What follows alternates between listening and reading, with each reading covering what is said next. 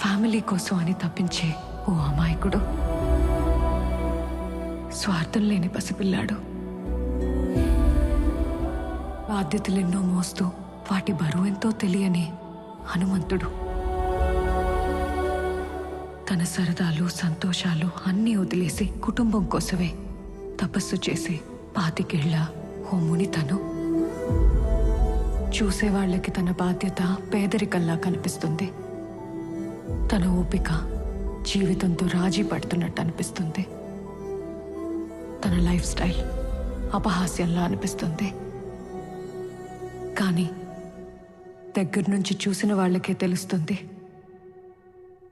ప్రపంచంలో ఎక్కడా లేనంత ఆనందం ఆ కుటుంబంలోనే ఉంది అని. తన చూపు ఓ భద్రత, తన ఉనికి ఓ భరోసా, తన ప్రేమ ఓ ధైర్యం.